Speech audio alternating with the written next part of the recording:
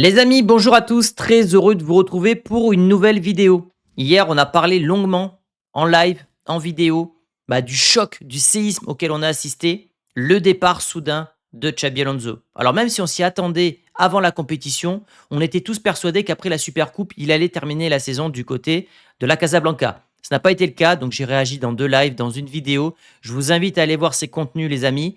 Et puis aujourd'hui, on va surtout passer à autre chose malheureusement, c'est le cours de la vie qui veut ça. On va parler du nouvel entraîneur du Real Madrid, Alvaro Arbeloa, ancien joueur du Real Madrid de la sélection espagnole. Aujourd'hui, on nous le décrit comme le nouveau Klopp, on nous le décrit comme le nouveau Mourinho. Alors la question est simple. Est-ce qu'Arbeloa est le parfait mélange entre le coach portugais et le coach allemand? C'est ce qu'on va voir dans cette vidéo. Mais avant ça, les amis, avant ça, on va voir ce que nous dit la presse espagnole avec un départ annoncé. Nous annonce AS et Volantazzo des Florentino. J'ai regardé la traduction ce matin, c'est un changement de cap brusque de Florentino qui a donc pris la décision de se séparer du coach basque pour recruter son meilleur ami Arbeloa. Je rappelle qu'ils ont joué ensemble à Liverpool, au Real de 2009 à 2014 et en sélection espagnole. Sale Xabi, Intra Arbeloa. Ici, c'est la dernière poignée de main entre Arbeloa et Florentino Pérez. C'était lors de la Supercoupe d'Espagne en Arabie Saoudite. On nous dit que c'est l'ascension du nouveau Zidane parce que on nous le vend, hein. C'est le nouveau Klopp, le nouveau Mourinho, le nouveau Zidane. On sent que l'opération communication pour donner du crédit à Arbeloa a commencé, même si là, évidemment, c'est surtout lié au contexte que Zidane, il y a 10 ans, jour pour jour quasiment, était devenu, à travers le Castilla, le nouvel entraîneur du Real Madrid. Il remplaçait à l'époque un autre coach espagnol euh, qui était sur la tactique comme Xabi Alonso, c'était Rafa Benitez. Et enfin, dernière page que je voulais vous montrer, les raisons de la rupture sont nombreuses, les blessures, les relations avec les joueurs, les résultats et notamment ce qui s'est passé du côté de la Supercoupe d'Espagne. C'est terrible, c'est terrible, c'est terrible ce qui se passe du côté de Madrid. On est tous malheureux. Xabi Alonso qui a donc posté son message sobre, classe, à la Xabi Alonso. Cette étape professionnelle est désormais terminée et elle ne s'est pas déroulée comme nous l'aurions souhaité. Entraîner le Real Madrid a été un honneur et une responsabilité. Je remercie le club, les joueurs et surtout les supporters et les fans du Real pour leur confiance et leur soutien. Je pars avec respect, gratitude et la fierté d'avoir donné le meilleur de moi-même. Donc, aucun tacle glissé à ses anciens joueurs, à sa direction, mais on le saura, hein. La vérité, le mensonge prend l'ascenseur, la vérité prend les escaliers. Je crois que c'est ça l'expression. Donc, on le saura tôt ou tard ce qui s'est réellement passé. Et j'espère qu'il arrivera à rebondir et que la suite de sa carrière ne sera pas entachée à cause de ce passage du côté du Real Madrid. Mais je suis certain qu'on saura exactement quels étaient les joueurs contre Xabi Alonso, même si on a une petite idée. Puisque certains joueurs du Real Madrid sont très contents de voir qu'ils ont réussi à faire virer Xabi Alonso. Les merdeux, quoi. C'est Romain Molina qui nous dit ça. Il y a 7 joueurs qui n'ont toujours pas publiquement, en tout cas, soutenu Xabi Alonso en guise de message d'adieu. Vini Junior, est-ce qu'on est vraiment étonné? Bellingham, est-ce qu'on est vraiment étonné? Mastantuono, Mendy, Trent, Militao, Brahim. Certains l'ont peut-être fait en privé. Klopp, qui a réagi et qui a refusé, on peut le dire poliment, le Real Madrid. Regardez ce qu'il a dit, parce que, je vous le disais il y a quelques jours, ce qui se passe du côté du Real, c'est pas bon en termes d'image, parce que les entraîneurs ne voudront plus aller dans ce bourbier. Et regardez ce que dit Klopp. Très intéressant. Si Xabi Alonso, qui a montré pendant plus de 2 ans à Leverkusen l'extraordinaire talent qu'il a eu en tant qu'entraîneur, doit quitter le Real Madrid seulement 6 mois plus tard, cela montre que tout n'est pas parfait au sein du club. Alors, est-ce que vous pensez que ce mec-là va sortir de son plan-plan tranquille du côté de Red Bull pour aller se griller dans un club où les joueurs sont des rois et où la direction ne dit rien? Mais vous rêvez, les amis. Zidane ne reviendra pas, Klopp n'ira pas au Real Madrid, Ancelotti ne reviendra pas. Donc, si ça se passe mal pour Arbeloa, vous aurez du Tuchel ou du Mourinho ou du Pochettino. Voilà, je peux déjà vous le dire.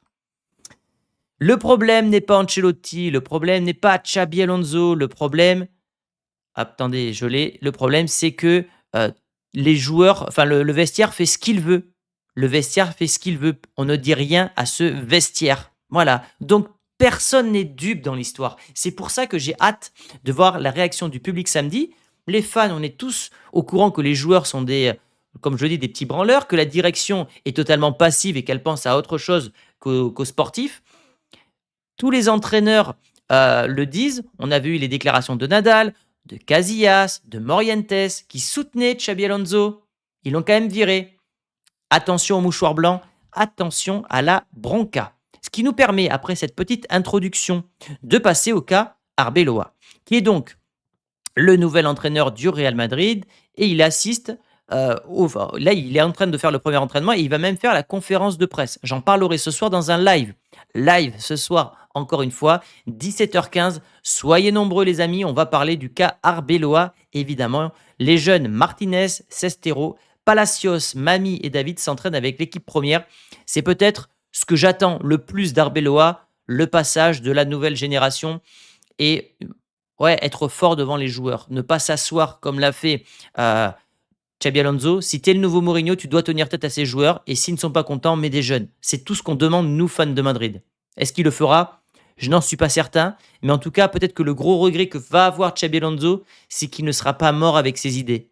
Il aura tenté de faire du Ancelotti, il aura tenté de se travestir pour au final se faire virer.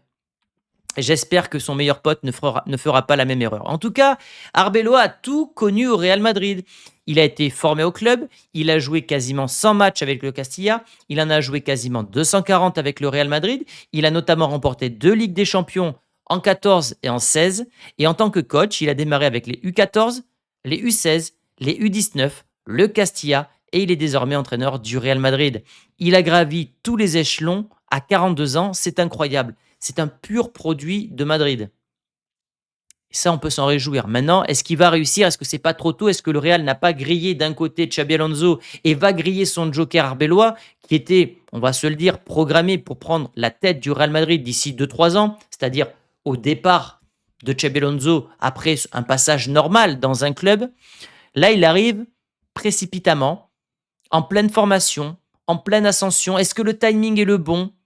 Il arrive dans un club qui est au plus bas, donc on peut dire oui. Le train du Real ne passe qu'une fois, même si avec Mbappé, il est passé 3 fois. Donc, je ne sais pas s'il aurait eu une autre opportunité dans sa carrière d'avoir le poste du Real Madrid. Donc, il a bien fait, in fine, de prendre le poste. Mais est-ce qu'il ne va pas être un simple intérimaire pour un grand coach qui va arriver l'été prochain? Là est toute la question. Son palmarès avec le Castilla, 12 victoires, 3 nuls, 8 défaites. 46 matchs joués avec tous les matchs de Madrid, 28 victoires, 6 nuls, 12 défaites. Et si on va sur le classement, ce qui est dommage en fait avec Arbeloa, c'est qu'il était en train de faire l'un des meilleurs départs du Castilla de ces dernières années, groupe 1 de la Prima Federación, pour accéder à la deuxième division, ce qui est l'objectif du club depuis des années. Donc, à travers le choix d'Arbeloa, tu te grilles ton équipe première parce que pour moi, la saison est déjà foutue, mais tu grilles également la saison du Castilla. Voilà, c'est ça qui est vraiment dommage, c'est que le Real prend un énorme risque. Même s'il y a 8 défaites, le Castilla était quand même dans la course pour monter en deuxième division. Et ça, on peut le regretter. Au niveau du jeu prôné par, du schéma tactique prôné par Arbeloa, on est sur un 4-3-3 offensif. Donc un 4-3-3 offensif, c'est quoi? C'est un 4-3-3, on va dire classique, avec une ligne basse, une ligne de défense qui est très haute, parce que il veut faire du pressing. D'ailleurs, on va en parler un peu plus tard dans la vidéo. Je crois que c'est là. Attendez. Bon, on le verra après, mais il veut faire un jeu un peu à la Jürgen Klopp. C'est pour ça qu'on l'appelle le Klopp de Madrid. Mais continuons. Guti a été interrogé. Guti, légende du Real Madrid, a été interrogé sur Arbeloa. Est-ce qu'Arbeloa est la solution pour inverser les résultats? C'est flou. C'est exactement comme l'était Zidane lorsqu'il a pris les rênes de l'équipe en venant du Castilla dans des conditions qui n'étaient pas idéales. Au final, le club connaît très bien ses capacités puisqu'il a travaillé pendant de longues années à l'académie. En tant que supporter du Real, j'espère simplement que l'équipe remportera des victoires et des titres. Il répond sans répondre. C'est-à-dire qu'il sait très bien que ça va être dur. Maintenant, il lui souhaite tout le bonheur du monde. Et nous, on est pareil. J'ai rien contre Arbeloa. Maintenant, si les joueurs peuvent se planter, je vais pas, voilà, moi, enfin, je suis pour le club. En fait, l'écusson du Real, je suis pour l'écusson du Real Madrid, mais je ne supporte plus ces joueurs. Je ne supporte plus ces joueurs. Arbeloa qui avait tweeté en 2018 lors de la Coupe du Monde, Mbappé est le nouveau Luke Skywalker pour ceux qui ont la ref avec Star Wars. Il va dominer le monde. C'est une bête. Voilà, c'était il y a 6 ans. Donc les gens se sont amusés à retrouver ce tweet d'Arbeloa qui va donc entraîner quelques années plus tard Kylian Mbappé. L'histoire est belle. Je vais vous montrer cette vidéo parce que il avait interrogé notre ami Arbeloa sur Mourinho, son style. Eres mourinista. Claro. Est-ce que tu es mouriniste?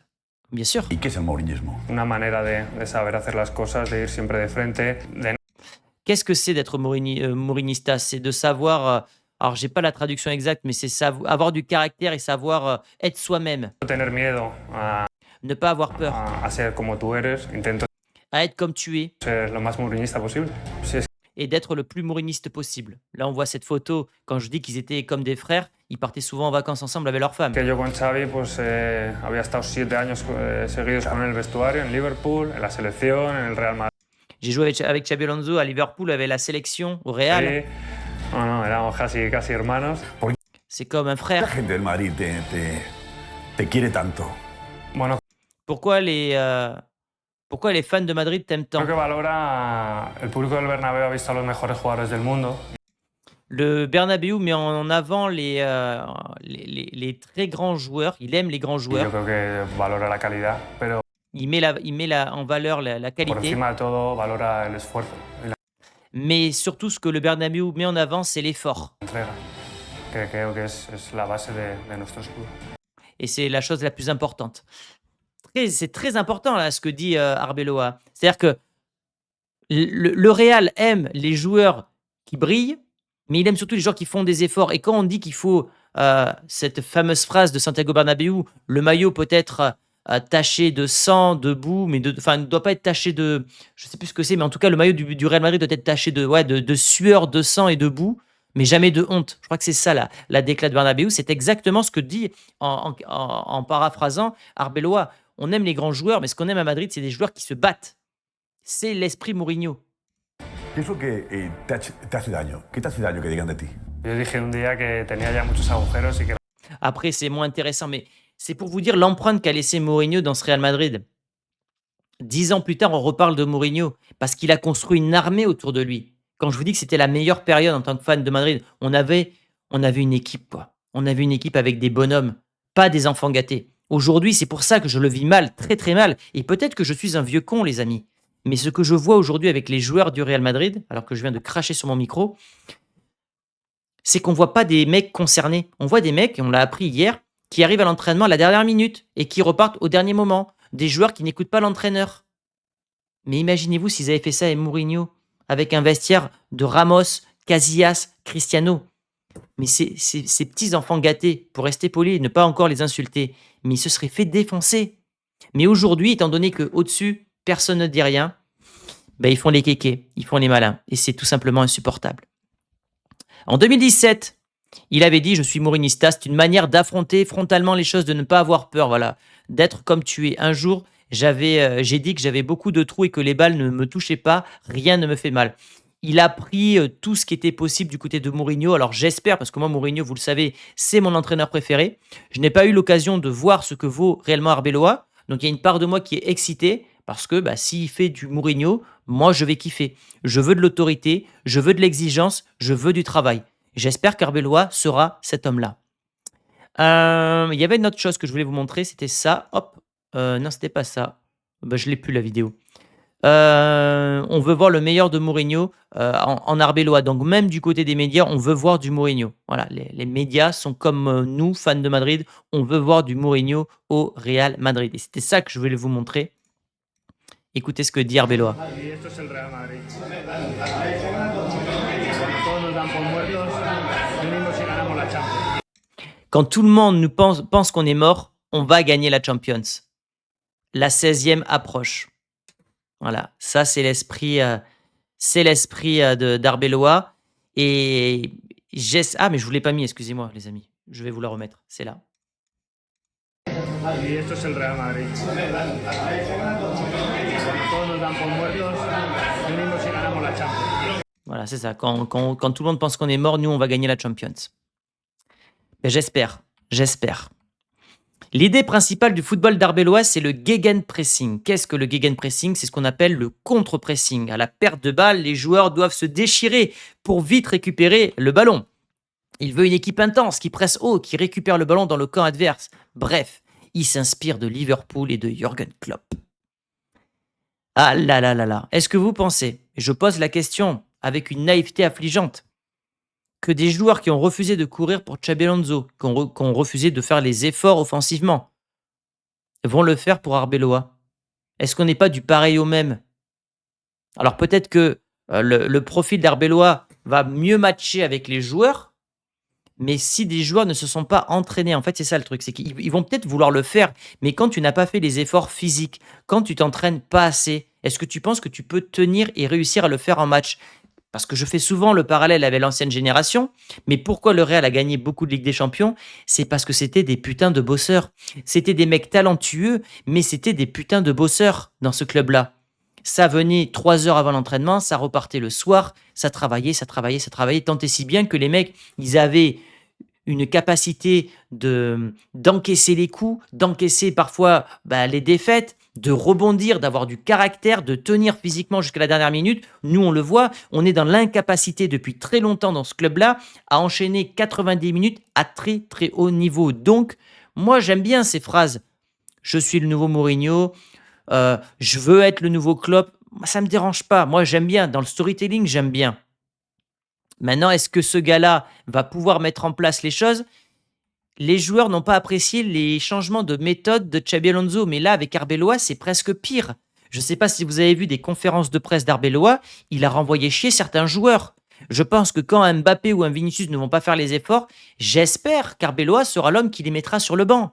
Si un Bellingham fait sa pleureuse, j'espère qu'Arbeloa sera l'homme qui le mettra sur le banc et qui fera monter des jeunes du Castilla. Parce qu'aujourd'hui, au Bernabéu, le Bernabéu est un public qui connaît le football. C'est pour ça que je vous dis que samedi, il faut absolument que vous regardiez le match parce qu'il risque d'avoir une bronca sur les joueurs. Vraiment. Le public n'est pas dupe. Les fans ne sont pas dupes. Et tout ça, ça va se retourner contre les joueurs et in fine contre la direction. Et quand Florentino Pérez démissionne en disant qu'il a mal éduqué, qu'il a donné trop de pouvoir aux joueurs en 2006, peut-être qu'il y a un monde où avant 2019, il se passe exactement la même chose et qu'il est obligé d'à nouveau démissionner. Dommage, Nadal n'est pas encore dispo puisque c'est à partir de 2032. Donc les amis, je ne vais pas dire que je suis hypé parce que je suis toujours sur le choc de Xabi Alonso. J'attends de voir. Je vais laisser la chance au produit comme on dit dans le milieu. Klopp a décliné la proposition publiquement. Il ne viendra pas au Real Madrid et en tant que fan, j'aurais voulu le voir au Real Madrid, mais maintenant à sa place, jamais je viens dans ce bourbier. Et peut-être que l'homme de droite, dans un contexte très particulier, pourrait faire son retour l'été prochain. Voilà. Moi, je ne serais pas contre. Maintenant, on va voir si Arbeloa va réussir. Il a la chance de sa vie. C'est-à-dire que s'il réussit les 6 derniers mois de manière extraordinaire, qu'il remporte la Liga ou qu'il va très loin en Ligue des Champions, peut-être qu'il y a un monde où le Real le prolonge. J'ai vu qu'il y avait également des rumeurs sur Maresca. Bon, je ne suis pas hyper emballé par Maresca aujourd'hui. Je le vois plus aller du côté de City. Mais vous, est-ce que vous êtes content? Est-ce que le profil d'Arbeloa vous hype ou pas du tout? Voilà, on verra. Premier match ce mercredi contre Albacete à 22h. Je n'avais pas prévu de faire le débrief parce que c'est tard et que je suis fatigué le soir. Mais honnêtement, je pense que je vais le faire parce que ça reste le premier match d'Arbeloa à la tête du Real Madrid. Merci les amis pour votre fidélité. On se donne rendez-vous ce soir à 17h15 pour le live. Et on va revenir sur ces 24 heures de folie entre Arbeloa, la rumeur Klopp, Xabi Alonso. On va revenir sur tout ça les amis. Merci pour la force et je vous dis à très vite. Ciao.